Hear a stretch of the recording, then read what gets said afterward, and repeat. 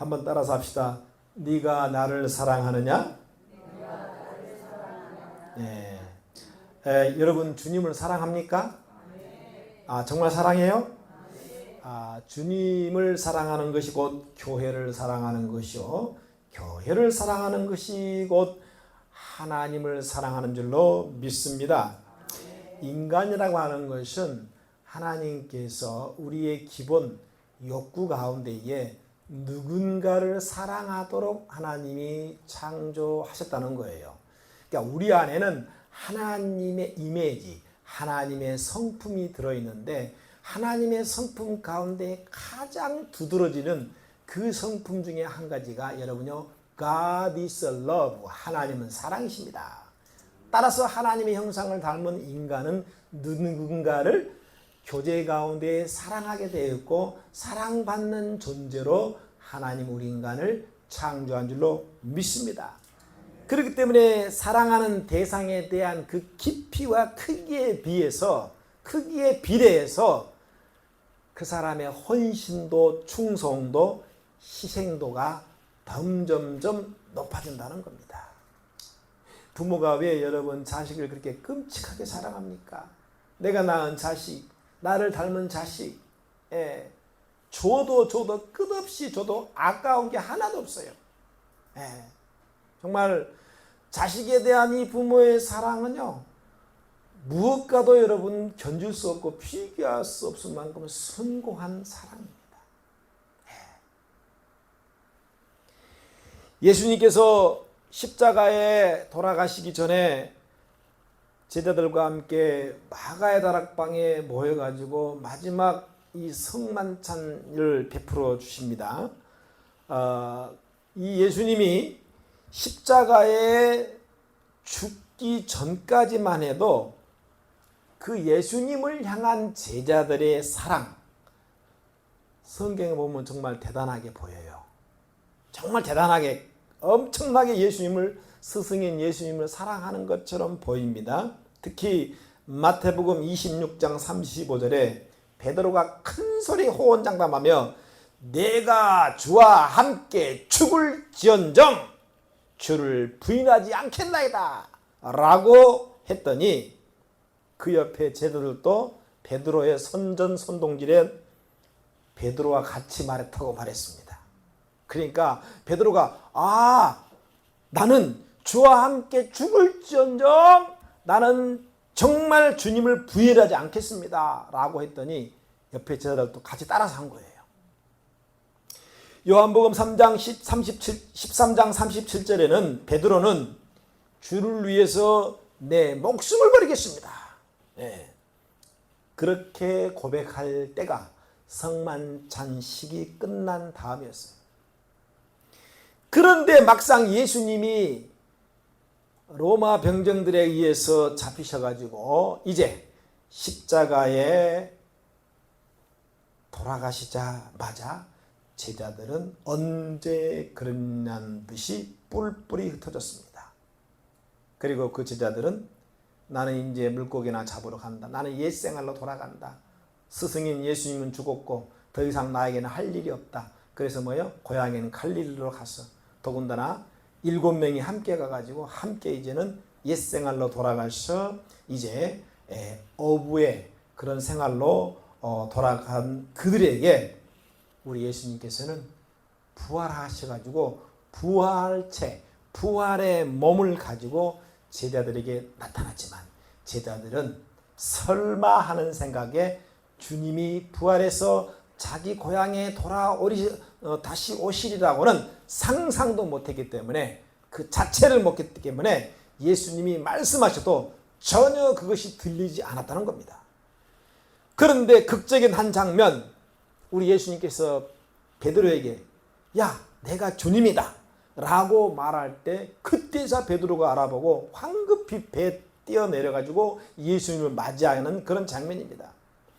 그래서 21장 15절에 부활한 우리 예수님께서는 이 제자들을 위해서 친히 아침 식사를 다 준비해서 제자들에게 먹으라고 식사를 이제 그들에게 제공해 주죠. 그때가 바로 예수님이 부활 이후에 제자들에게 세 번째 나타나되 보이던 때였다고 성경은 기록하고 있어요. 그리고 오늘 이 본문은 아침 조반을 먹은 후에 부활한 예수님께서 시몬 베드로에게 이제 이 요한복음 마지막 데미지를 장식하는 아주 귀한 말씀, 우리에게 대단한 영적인 교훈이 되어지는 이 질문, 요한의 아들 시몬아, 네가 이 사람들보다 나를 더 사랑하느냐. 그래서 15절부터 17절까지 동일한 질문을 똑같이 3번 반복해서 질문하는 내용이 오늘 요한복음 21장 마지막 말씀입니다. 다 같이 우리 먼저 15절을 함께 읽어볼까요? 다시 시작.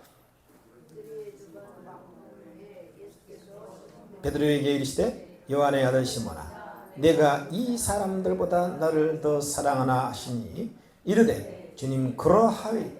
내가 주님을 사랑한 줄 주님께서 아시나이다. 이르시되 내 양을 먹이라. 할렐루야. 15절에서 이 사랑이라는 이 헬라어 단어가 아가페오라는 그런 단어거든요. 그러니까는 이 아가페의 사랑으로서 주님을 위해서 아무 조건 없이 전적으로 네가 희생하고 헌신할 수 있겠느냐, 뭐 이런 의미가 되겠죠. 그리고 이제 16절에 똑같은 질문이죠. 네가 나를 사랑하느냐? 앞으로 나를 위해서 너가 조건 없이 무조건적으로 네가 헌신할 수 있겠느냐? 그러니까 15절의 사랑과 16절의 사랑은 동일한 헬라어 아가파오, 사랑으로 예수님이 질문했다는 겁니다. 그런데 마지막 세 번째 17절 질문 똑같은 네가 나를 사랑하느냐라고 말한 이 사랑은요, 아가파오 사랑이 아니라 필레오 사랑, 필레오 사랑으로 질문하신 겁니다. 이 필레오 사랑이라고 하는 것은 신약 성경에 보면 거의 대부분이 이 단어가 사용될 때는 어떤 가족이나 친구 사이, 그들이 바로 대상이었죠. 정리를 해보면 우리 예수님은 베드로에게 아가페 사랑의 질문을 2번 하셨고 필레오 사랑을 1번 하셨다. 그런데 베드로의 대답은 3번 다 어떻게 했다? 필레오 사랑으로 대답했다는 거예요. 자, 이제 요즘으로 말하면 동문서답이 되겠죠. 그렇다면 우리 예수님께서는 그렇게 질문한 어떤 의도가 있을 겁니다. 분명한 주님은 의도가 있어요. 어떤 의도를 가지고 아가파오와 필레오 사랑으로 질문하셨냐는 거죠. 이것은 바로 지금 베드로에는요, 사실 주님을 만나는 순간 자신이 과거에 예수님 앞에서 큰 소리치고, 그것도 수제자로서 정말 가장 수제자로서 큰 소리 빵빵 쳤는데 막상 주님이 부활해서 정말 자기 앞에 딱 나타나니까 뭐예요? 본인이 사실 뭐예요? 어떻게 보면 쇼크를 먹은 거예요. 네, 굉장히 여러분 뭐예요? 그렇죠. 지금 당황스럽고, 그러고 보니 베드로의 마음속에 예수님과의 사랑 관계 속에서 뭐예요? 즉 상처가 있다. 상처가 있는 거예요. 예수님께서 바로 그 베드로 안에 있는 예수님을 향한 그 사랑의 상처를 치유하고 다시 용기를 주고 복돋기 위해서 여러분 이렇게 질문을 하신 줄로 믿습니다. 할렐루야. 왜? 과거 내가 죽을지언정 주를 부인하지 않을 뿐만 아니라 내 목숨까지 주님을 바치겠습니다. 이 말은 바꿔 말하면 뭐예요? 내가 주님을 따르는 그 어떤 사람들보다 나는 주님을 더 사랑하고 있습니다. 이 말이에요. 목숨까지 바칠 정도면 이건 전적인 사랑이 아니면 불가능하죠. 너는 나를 누구로 보고 있느냐? 이 주님의 질문 앞에서도 베드로는 자신 있게 주는 그리스도시요 살아계신 하나님의 아들입니다. 바요나 시몬아 내가 복이 있도다. 이를 내게 알게 한 이는 혈육이 아니요 하늘에 있는 내 아버지입니다. 또 내가 내게 이르노니 너는 페트라 베드로라 이 반석 위에 교회를 세우니 음부의 권세가 이기지 못하리라. 과거 한때 베드로는 그 어떤 제자들보다 주님께 인정받고 칭찬받는, 정말 인정받을 수밖에 없는 그런 베드로였다는 거예요. 그런데 죽은 줄만 알았던 우리 예수님께서 갑자기 부활에 찾아와 가지고 맛있는 조반도 식사에 준비해 주시면서 요한의 아들 네가 나를 사랑하느냐? 이 질문 앞에 당황하지 않겠습니까? 응? 과거 지금 한 짓이 있는데. 네. 여러분이 만약 이 성경 안에 있는 베드로의 입장이 되어서 솔직히 한번 답해 보시기 바랍니다. 이 질문 속에 예수님 자신을 향한 이 베드로의 그 과거 상처를 아시고 예수님께서는 자연스럽게 이렇게 유도 질문을 하고 계신다는 걸 우리가 알 수 있어요. 여러분, 상담 심리 공부에서 가장 기초가 되는 것이 뭐냐면요, 그 사람이 어릴 적부터 자라오면서 아는 뱃속에서부터 어머니 모태에서부터 여러분 그가 이제 세상에 태어나면서 자라온 환경 가운데에 과거의 그러한 불안들, 상처들, 공포들, 아픔들, 두려움을요, 사실은 이 상담사가 말해주는 것이 아니라 상담받으러 온 우리 클라이언트라 그러는데 그 상담자로 하여금 스스로 끄집어내서 고백하도록 만드는 것이 가장 최고의 치유 방법이에요. 그래서 본인이 스스로 상처를 말하고 본인이 스스로 상처에 대한 해답을 말하게 하는 것이 상담 기법의 최고의 기법이라는 겁니다. 예수님은요, 최고의 상담가입니다. 할렐루야. 그래서 마음의 상처를 아시고 주님이 이런 기법을 사용하셔가지고 그 주님과의 베드로와의 관계 상처를 먼저 주님이 깨끗하게 어루만져 주시면서 그래, 너 연약한 거, 네가 그렇게 큰 소리 쳤지만 너는 연약한 인간이야. 그래, 충분히 그럴 수 있어. 그렇게 여러분요, 주님이 더 큰 사랑으로 베드로의 그 아픈 상처의 마음을 어루만져 주신 거예요. 할렐루야.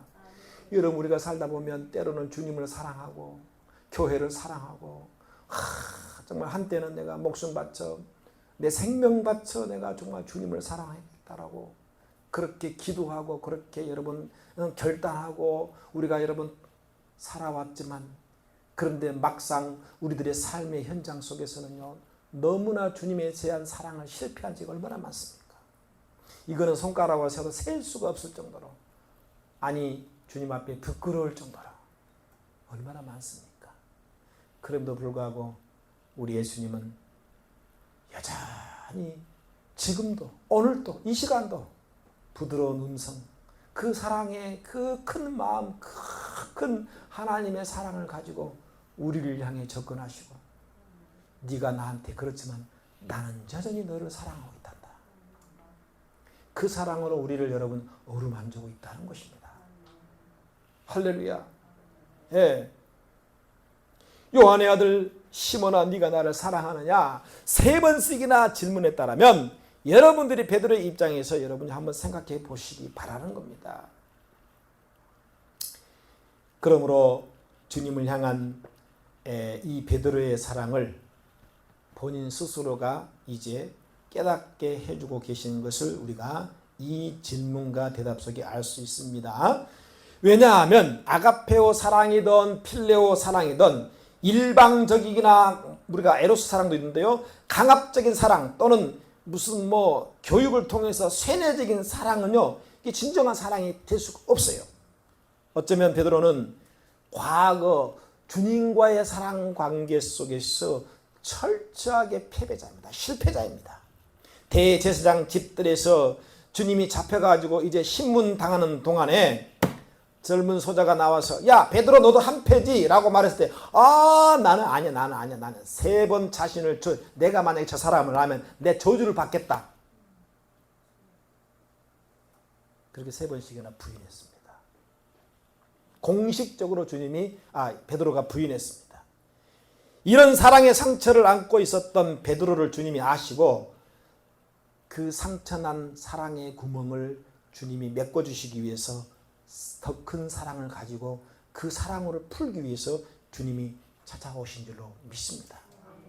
이 주님의 사랑 때문에 우리가 여러분 사는 겁니다. 할렐루야. 네.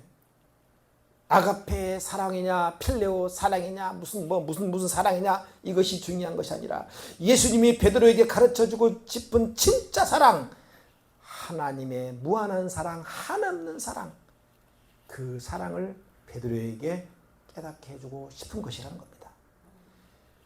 왜냐하면 하나님의 그 무한한 사랑과 그 큰 사랑만이 여러분 사람을 변화시킬 수 있기 때문이십니다. 할렐루야. 그래서 여러분 교도소, 첨단 교도소 100개 지어서 그들을 거기서 교육시켜서 갱신하는 것보다 여러분 십자가에 세워서 교회 하나 세우는 것이 훨씬 더 효과적이란 말이죠. 결국은 사람은요 사랑 앞에 굴복당합니다. 할렐루야. 예. 베드로가 앞으로 이제 사도가 되어서 목자의 심정으로 교회를 이제 세워 나가야 될 텐데 그 큰 사랑이 아니면, 자신이 그 큰 사랑을 경험하지 못했다라면 여러분 할 수가 없거든요. 그래서 주님은 그 무한한 한없는 하나님의 사랑을 베드로에게 여러분 친히 지금 가르쳐주고 있다는 겁니다.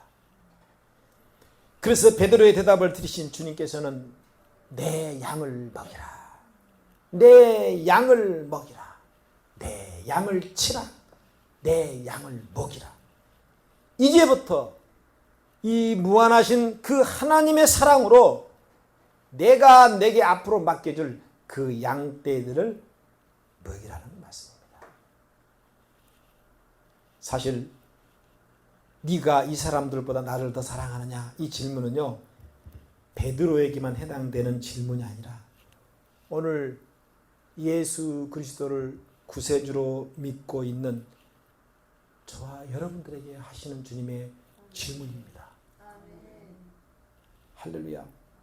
왜냐하면 주님을 사랑하는 자, 그 주님의 사랑의 놀라운 그 깊이와 크기를 아는 자만이 주께서 주신 사명을 감당할 수 있기 때문에.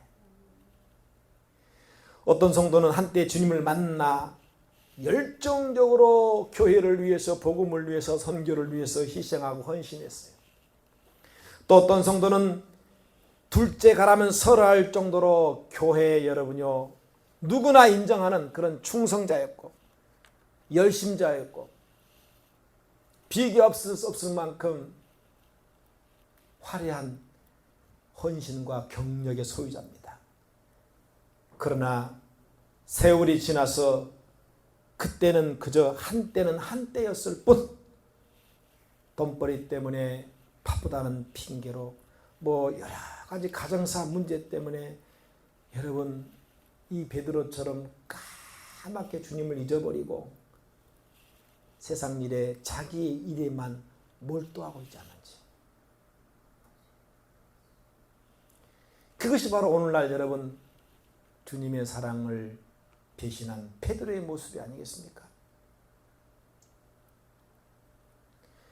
여러분 신앙은 어제 그제 지나온, 잘했던 못했던 지나가버린 것은 여러분 아무 의미가 없습니다.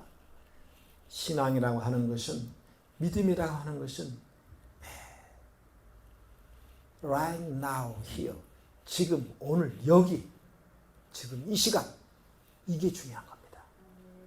과거 내가 주님 앞에 어떤 모습으로 살았느냐, 말할 수 없는 죄인의 비참한 모습으로 살았느냐, 아니면 충성되이 정말 말할 수 없을 만큼 사람들에게 인정받고 주님께 인정받고 그렇게 여러분 살아왔느냐, 이게 중요하지 않습니다.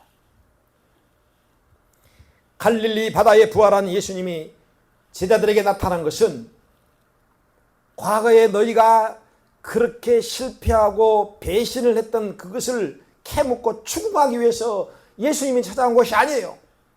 오히려 제자들의 그 실패를 아시고 다시 사랑으로 그들에게 용기를 주고 새로운 피조물로, 새로운 삶으로 다시 출발시키기 위해서 찾아오신 줄로 믿습니다. 그 용기는 주님을 다시 만나서 주님 사랑이 채워질 때에 가능하다는 것을 오늘 우리에게 보여주고 있습니다. 사랑하는 우리 성도 여러분, 여러분들은 주님을 사랑하고 계십니까?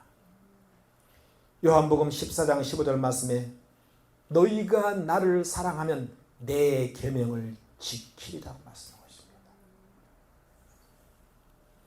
신약 교회 시대의 주님의 새 계명은 요한복음 13장 34절에서 35절 명확하게 내가 너희에게 새 계명을 주니 another love you, 서로 사랑하라. 내가 너희를 사랑한 것 같이 너희도 서로 사랑하라. 그러면서 너희가 서로 사랑하면 이로써 모든 사람들이 너희가 내 제자인 줄 알리라. 새 계명, New Commandment, 새 계명의 핵심은 서로 사랑하라입니다. 할렐루야. 그러면 여기서 말씀하고 있는 서로 사랑해야 할 대상이 누구냐는 거예요.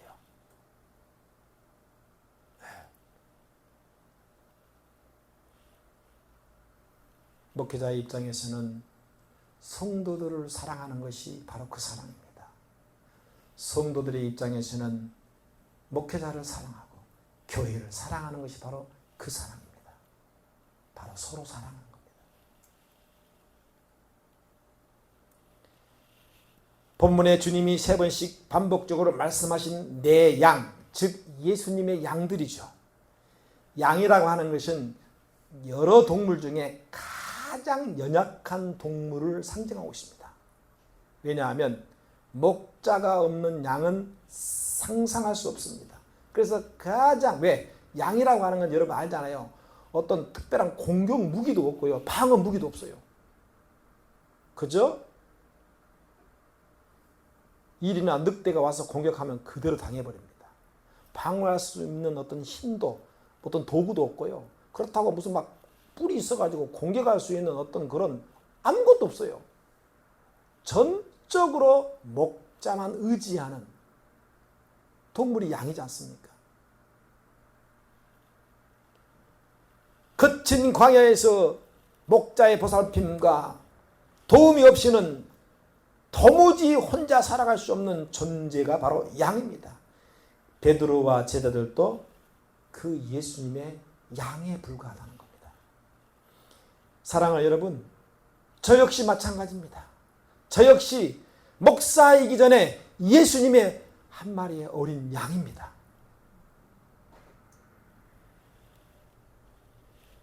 베드로같이 선택받은 제자지만 그러나 제자이기 전에 양의 연약함을 그대로 가지고 있어요. 예수님을 몇 번씩 부인했지 않습니까? 그리고 곧바로 십자가 사건 이후 나는 물고기 잡으러 가노라 옛생활 즉 죽은 행실로 돌아가 버렸습니다. 3년이나 예수님께 직접 훈련을 받은 제자들도 그 연약함 때문에 넘어졌다라면 다른 양들은 여러분 어떻게 했냐는 거예요. 그래서 실패한 너희들을 위해 더 큰 사랑으로 다시 찾아와 너희들의 위로가 되어준 것처럼 이제 너희들도 연약하기 짝이 없는 이 세상 가운데에 속해 있는 그 연약한 양들을 위해서 너희들이 이제는 헌신하고 희생할 수 있냐. 그걸 묻고 있습니다. 18절에서 19절을 보면 앞으로 베드로가 이 주님을 사랑하게 됨으로써 양들을 사랑하게 됨으로써 교회를 사랑하게 됨으로써 앞으로 일어날 미래에 대해서 주님이 예언해 주고 말씀하고 있습니다. 그 핵심은 뭐예요? 앞으로 베드로가 순교로 하나님께 영광을 돌리게 될 것이라는 겁니다. 여러분, 순교라고 하는 것은 믿음이 있다고 담력이 있다고 용기가 있다고 하는 것이 아닙니다. 순교는 지고지순한 그 예수님의 사랑 앞에 완전히 100% 굴복당하는 자가 할 수 있는 겁니다.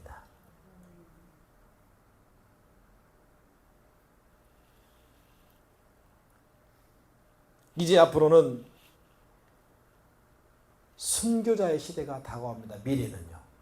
즉 순교자적인 믿음이 없이는 앞으로 신앙생활을 제대로 할 수 없는 그런 여러분 시대에 저희들이 접해 있습니다. AI의 시대, 기후변화로 인한 엄청난 지구 재앙들, 이제는 언제 어떻게 돌변할지 몰라요. 네. 오늘 아침에도 우리 청년들에게 제가 이런 말씀을 했습니다. 우리가 에베소서 말씀처럼 영적 전투에 보이지 않는 전투 현장에 있다. 그런데 중요한 것은 그 상황을 인식하는 것이 중요하다. 전쟁이 나고 폭탄이 터져지고 난리가 났는데 아이들은요 인식하지 못합니다. 그것이 뭔지 몰라요.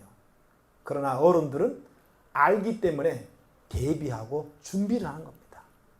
영적으로 어린아이 신앙, 영적으로 그리스도의 장성한 분량에 이르기까지 충만한 사람, 어떤 차이입니까? 인식을 하느냐 인식을 못하느냐의 차이입니다. 장성한 사람은 심각하게 인식을 합니다. 그래서 대비하고 대책을 세웁니다. 그러나 어린아이들은 대비하고 대책을 세우지 못합니다. 무서운 시대가 다가옵니다. 지금이 바로 그 시대를 접해 있습니다. 우리는 이미 그 전에 이 선에 딱 도달했습니다. 인간보다 100배, 1000배, 10,000배 똑똑한 로봇 AI 시대가 오고 있고요.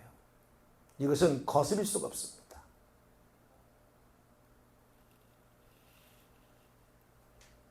그래서 앞으로 영적으로 살아남을 자는 주님을 끝까지 변함없이 사랑할 수 있는 자만이 남은 자가 되는 겁니다. 할렐루야. 여러분 주님을 사랑하시길 바랍니다.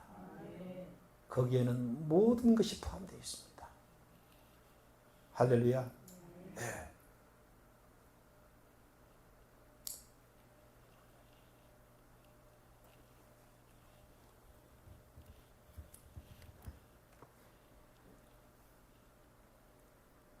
주님을 향한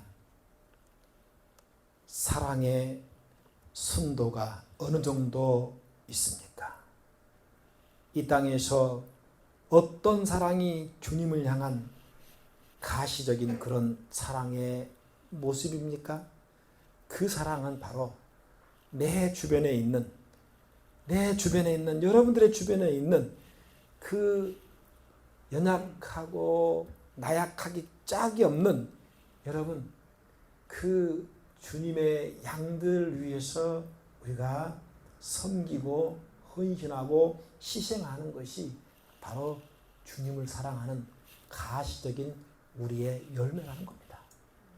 그 사람들이 가족이 될 수도 있고 그 사람이 여러분 친구가 될 수도 있고 직장 동료가 될 수 있고 내가 눈 뜨면 만나는 여러분 나와 관계되어 있는 모든 사람이 될 수 있어요. 그러니까 우리가 인정해야 됩니다.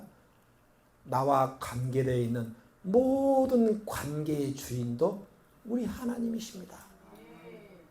할렐루야. 내가 우연히 내 아빠가 되고 내가 자식이 되고 내가 우연히 내 친구가 여러분 만나게 되고 내가 우연히 사업가를 만나게 되고 내가 우연히 직장 동료를 만났다. No.